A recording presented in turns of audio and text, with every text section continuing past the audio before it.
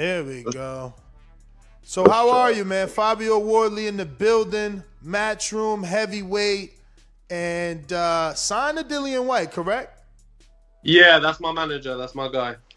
So Fabio, man, obviously we've been following your career from the very beginning because of your attachment to Dillian. But man, your performance versus Molina, I love it, brother. I love it. That was a great performance and exciting. That's what you bring. I like that you're like very agile too. You're not like this typical slow, squared up heavyweight. You know, you kind of, I don't know. Maybe they're gonna laugh at me because we're live, but. Like a bigger Sergio? Did you ever watch Sergio Martinez? Did you like him as a fighter or no? Yeah, I watched a few. I wouldn't say I watched too many, but I watched a bit of him. But that's what I always wanted to be. I always wanted to be something different. I always looked at a lot of the heavyweights and things, and the ones that jumped out the most to me were the ones that could move, the ones that had that different edge, that brought that something different, that would put the kind of your usual heavyweights and throw them off a bit, and that's what I kind of aim for, and that's what I'm going for. Well, I mean, feel free to jump in, because I don't want to hog him. You know I will. No, I got a question for you, champ. Yeah. King, I mean, let me ask you, what type of, we talked about sometimes when you have a bigger name fighter, a fighter that's made themselves a star, you know, year-round fighter like Dillian Whyte, just watching his experiences. What sort of conversations do you have about the fight game, both inside and outside of the ring? Like, the thing with me and Dill is that I know that there's a lot of this. It's becoming a bit of a trend now where younger fighters are signed into kind of the older fighters in the game and stuff, and it's becoming more of an attachment thing. But that I know, the thing with me and Dill is that we know between us there's no bullshit, and I know with him that for 100% and always, he will always tell me the truth. And even if we disagree on things, even if we butt heads on things, I appreciate that more than anything, that he is always just straight up raw, just playing with me about the game and about how it can be sometimes, and about how you need to maneuver and certain things that you need to do. He's always been very plain and honest with me about all of that. And I think that's why we've got on so well and why we've done so well together, that he is exactly what you see on TV and exactly what you get on the tin. There's no gimmicks, there's no games, there's nothing extra. He's never sugarcoated anything for me. He said, look, this is how the game works. If you want to succeed, you need to do this. And the thing I look to him for as well is that he's laid the path. He's done it. He's came from the same places I came from. He's walked the road already. So all his biggest thing he said to me is, look, I've done it already. You can do it. That's the evidence. That's all the evidence you need is me, is that I'm here, I'm moving forward, I'm progressing to them top levels. So as long as you stay on your game, as long as you stay focused, you stay in the gym, you stay training, you can get there too. Yeah, and I think that you're on a fast track.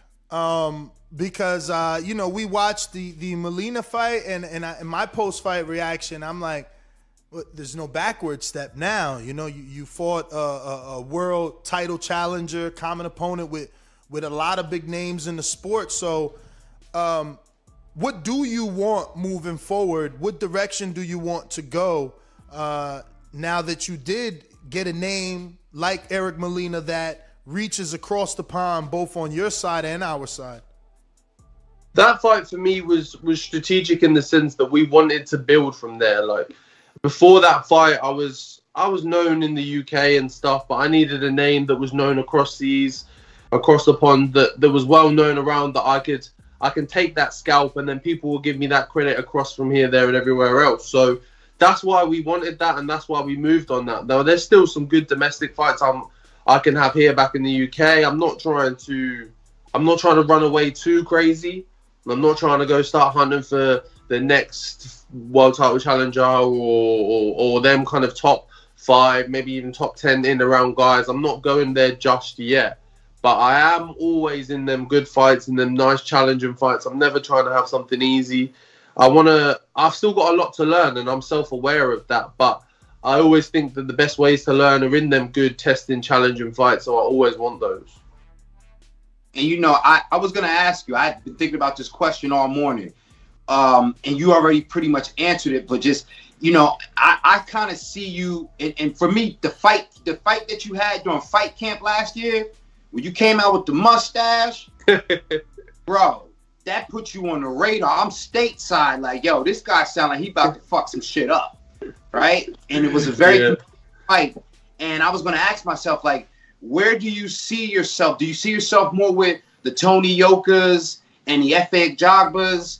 Or do you, because that fight with Molina kind of moved you to that realm to where we more see you going in the direction of maybe not just a Chisora just yet, but you know what I mean? In that direction, you know?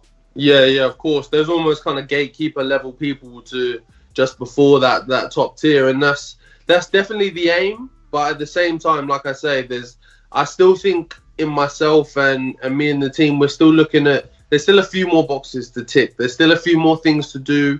There's still a few more bits of my game I want to work on and refine at a slightly lower level, as opposed to just pushing straight for that top tier and jumping straight in there. Because I have no amateur background. I've never had an ABA, an amateur fight in my life. I've never done that. So, like, I came from something here in the UK that's called white collar, which is like unlicensed boxing, and I only ever had 4 of those in total. And then I turned pro. Like I turned pro when I was 20. No, sorry, not even turned pro. I first ever put on a pair of gloves when I was 20 years old. That's the first time I ever even put on a pair of gloves. I turned pro about 2 years later when I was 22. I'm 26 now. Like, I've only been in the game for 4 years, and like I've still got so much to learn. So, as much as I've always been keen to throw myself in the deep end and get on with those big, those hard, those testing fights, but I still at the same time, there's just a little pullback of there's still a few more things, few more boxes I need to tick off. Nah, that makes absolute sense, man, and it shows how level-headed and the sort of boxing IQ that you do have. That being said, you said that there's still some domestic fights that you want to do. Who are those names? Who are the guys that are on your radar domestically? There's good fights between, like, there's Nick Webb, who fought on the same show that I did when I fought Molina, who he had a good win coming off that. Didn't he fight Nathan Gorman before? Sorry? Hasn't he fought Nathan Gorman before? No, they haven't fought. Okay. They haven't fought before, but again, Nathan Gorman's another name as well. Someone that is highly respected here in the UK as a good kind of prospect up and coming. And then there's Daniel as well, Daniel Dubois, but he's probably on a bit of a higher trajectory than us, but still that's another one for a fight or two down the line as well. So there's options and things to do back here as well. So like I said, I'm still in my building phase, and there's good fights to have here and elsewhere. Do you feel any pressure now that you've been ranked so high? Because, like, you are amongst the, top 50 heavyweights, and normally everybody on that list is a name. Everyone is known or has been established. I ask you a better question. Zhilei Zhang is on Matchroom. He had the fight with Jerry Forrest. Great fight. Is that something you're ready for, or do you need a few more? Because he is a big guy. He is a big guy, but I think Jerry did his thing, and he shoot a lot of holes in Zhang's game that if you can get through round 2, 3 and put a bit of pressure on him, that engine runs empty very quickly.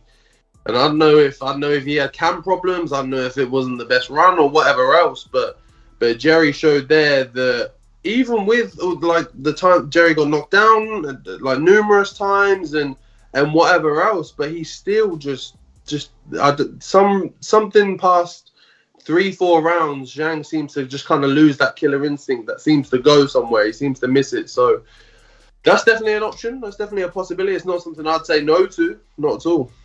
Or because there's the UK Australian rivalry. I was thinking somebody like a Lucas Brown. You know what I mean? A little, kind of something. I tried that. That's how Molina came about. I tried that before Molina, and I went back and forth with Lucas Brown for for 6 to 9 months. And he just was not playing ball. He was the hardest person to deal with. That was how actually the whole Molina fight came about, because I was set to. So my fight before Molina was with Richard Lartey. So for that fight, I was actually originally scheduled to fight Which I love Lucas. that fight. That was a great fight. That one was in the Matchroom fight camp, right? No, that was the one after. Okay. They did in the Wembley. So yeah, for that fight, I was actually supposed to fight Lucas Brown, and then 2 weeks before, he pulls out and says, "I'm not fighting. I don't want to do it." Blah blah blah blah blah. So we have to scramble, find someone late notice. Luckily, we get Richard Lartey, so I get a fight. That's cool. He comes to me again a month or so after and says, "Look, I want to go. I want to do it this time. I want to go." So times are going by. We're sorting it out. And I didn't want to be in the same position as to where he just backs out last minute. So we gave him like an ultimatum. We said to him, "Look, either you say yes and you sign and you agree by this date, or we're not doing it, or I'm not messing around with you like that." And we got to that point and went past that point, and he didn't do it. So I washed my hands of it from then onwards. If you don't want to do it, just say. Don't mess me around. Don't play games with that. I don't do that. And that's why in that early stage as well, I commend Molina, because it took a day and 2 phone calls for the me and Molina fight to be made. They called me in the morning and said, "Lucas isn't on the table anymore. Would you go for Molina?" I said, "Yes, no problem." They called Molina. They said, "Would you fight Fabio Wardley?" He said, "Yes, no problem." Boom, done. That's how these things are supposed to be done in this game. Not all the back and forth, all the messing around that Lucas Brown was doing. So that was how that all came to happen. All right, we got some questions from the people. Steve in the UK says, "Hi, Fabio. With Matchroom leaving Sky for DAZN UK, do you see this as a good move for your career in particular, or would you rather have stayed with the comfort and almost guaranteed viewership that Sky Sports can offer?" Thanks for coming on the show, and good luck with your career, Steve in the UK. It's a difficult one. I think it's very early to see. Sky Sports here, not just Sky Sports Boxing, but Sky Sports and Sky as a whole, are so well established here in the UK that it is a risky move on Matchroom's part in some sense. But also, knowing Eddie and knowing the kind of vision he has for Matchroom and what he wants to do with the company and with the brand and how he wants to expand it, I think the only logical option was then to move with someone like DAZN who can give him those platforms in different countries and things like that. So I think in the short term, it would have been more ideal if for me personally, if I'd have been fighting on Sky. But in the long term, I think once DAZN gets this real foothold in boxing and really establishes itself, I think overall it will be the best decision. We got What Rep It, who says, "Would you accept a fight versus Dillian Whyte even though he is your friend?" No, I wouldn't. Purely off I run myself by some strict kind of moral codes, and I had nothing and nothing going for me within boxing, nothing big, nothing massive. Like, only me and Dill know the real story, but he pulled me out of a serious space at a point where, like, my career could have just been left to rot, and he pulled me out of a situation where he didn't need to, he didn't have to, he had no means to, other than he knows what it's like as a fighter to be at that kind of lower level and to be messed around and to be used and whatever else. And he gave me this opportunity and he put me on these shows, and now I'm able to thrive because of it. So I'd never go against him. I've got nothing but pure love and respect for that man. All right. We have James Valdez in San Antonio, Texas, that says, "Wilder versus Fury 3. Who wins and how?" I think same result. And by the same kind of reasoning. I think Fury will do the same thing. I think he'll step on the gas and just pressure Wilder. I think Wilder's seriously uncomfortable on that back foot. I don't think he knows how to work comfortably like that. And even with bringing in Malik Scott, I know Malik really well. I spent a lot of time with him when we was both out in Ukraine together sparring with Usyk. I spent weeks with Malik, and he's a really knowledgeable boxing guy. He knows his stuff, but I don't think the limitation is with Malik. I think it's with Wilder. Is that I think he's at that point where to try and readjust him so much into the kind of boxer that he needs to be to beat Fury. I just don't know if that's a possibility. Did you hear about the undercard announcement? Allegedly, Efe Ajagba versus Frank Sanchez and Adam Kovnacki Helenius rematch. What do you think of those? Yeah, matchups? I heard about those.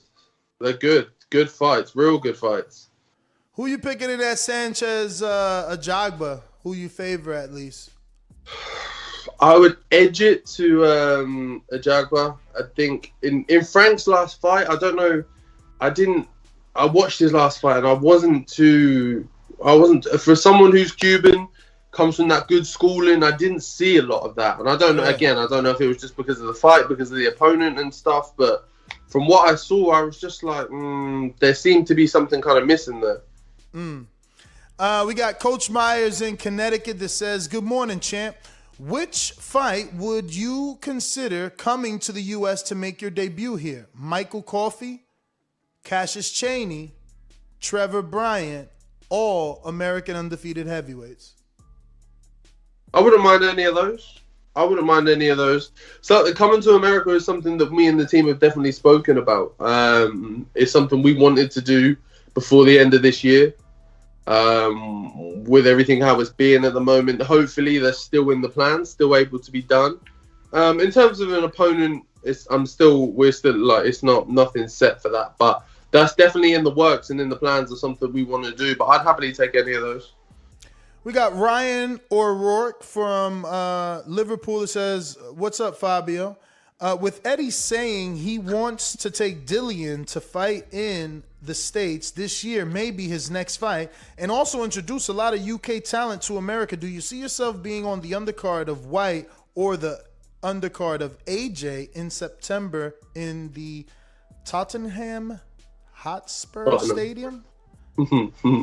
That's the one, yeah. Yeah, like I say, the thing with Dill was planning to go to, he was planning to fight in America in September. Whether he's still going to do that is a different question. It's probably not. He'll probably stay here in the UK, and maybe if he does go, he'll go later in the year. But if he fights in the US, there's always the option for me to do it as well if I wanted to. And it's been in the plans, like I said before. Me and the team have spoken about it already. Like, after having that kind of Melina fight now, I'm in a position now where I need to kind of expand my audience, show some new eyes to kind of seeing me and how I box. And that's obviously the next move for that is obviously coming to America. All right. We have another one coming in from Brandon in Houston that says, "Hey, Fabio, thanks for coming on the show. I really don't remember a heavyweight fainting as much as you do. How did you develop that style?" It's something that me and my coach have worked on for a while. In the Melina fight, you saw it quite in a drastic sense. I was doing it a lot just because a lot of the time I knew he was trying to draw me in. He was leant back, kind of slanted back in a half shell kind of position, and he was trying to lead me in. So I had to feint a lot to kind of draw him out of that slightly in certain circumstances. So I'm not trying to fight like that all the time, but it just called for it in the Melina fight. It's probably where you saw that the most. Next one is from Ken Stone in, I believe, Haiti, who says, "What up, champ? What do you do? What up, champ? What do you think about a potential fight between Johnny Fisher and Chris Lovejoy?" I think it's great. I had Johnny in the gym with me on Monday. He was with me on Monday. We got some rounds in. We did some sparring. And Johnny's a great guy. He's a great kid. He's got a lot of potential. And I think the Lovejoy fight would catapult him. It would really send him. I think that would only be his third fight, maybe. And to take someone on like that in your third fight would be a massive statement. And Johnny can do it. It'd be a great fight. I'm all for it. Hopefully it comes off. I know me and Johnny are aiming for the same dates of fight camp, so hopefully it comes off, and hopefully I get to witness it. I just want to slide a question right in here. I know you didn't start boxing until later, but did you play any other sports? Did you play football or anything by any chance? Yeah, I played football here when I was younger, from when I was a kid up until about 18, 19. But then I tore both of my ankles kind of around 17-ish, and then from then onwards, just playing wasn't really like it just didn't work. My body couldn't hold it up, like in terms of like that. So I had to quit playing football, and then that's kind of what left that sporting gap in my life for me to kind of find boxing and fall into it. We got Coach Myers in the Connecticut that says, since you sparred Usyk, do you think that he can outbox Anthony Joshua for 12 rounds and win a decision? My thing with Usyk is I've seen him up close and personal. I've been in the gym with him. I've been over to Ukraine with him twice. I've spent probably about a month over there in total. And I know what he can do. I know his capabilities. I know how good he is. I know how it feels to be in the ring with him. But the thing is, since he's moved up to heavyweight, the performances I've seen from him haven't been that same Usyk that I've shared the ring with. So if you'd have asked me that question kind of when he first moved up from cruiserweight before he'd had a heavyweight fight, I'd have said yes, no problem. But now there's some questions for me to look at a bit more, because the performances from him at heavyweight haven't been what I expected. Definitely. I personally don't think he's a true heavyweight. Were you able to like muscle him around? Because I know he's tall, but is he strong in the inside when you had to clinch or when you had to spin him?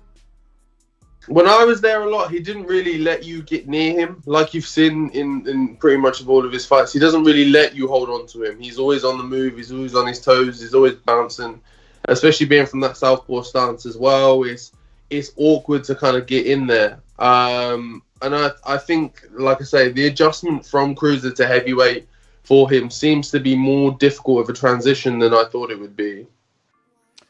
All right. I think the last one is from Andre Dakota in New Jersey. This says, does your team have, yes, that is the last one.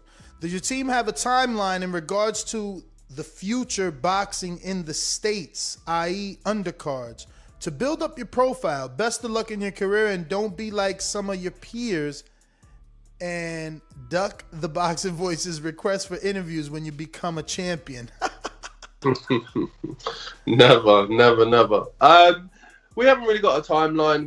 We're taking it as it comes. I think right now, with everything how it is in the world, it's difficult to set a plan in motion of saying, I want to do this by then, I want to box over here, I want to box over there, because right now you don't know what's happening, where you can go, where you can't go, and what you can and can't do. So it's difficult at the moment. It's definitely something I'd like to do before the end of the year. Like I said, Dill wants to box in America sometime soon as well. So it's more than likely that when he goes, I'll go with him.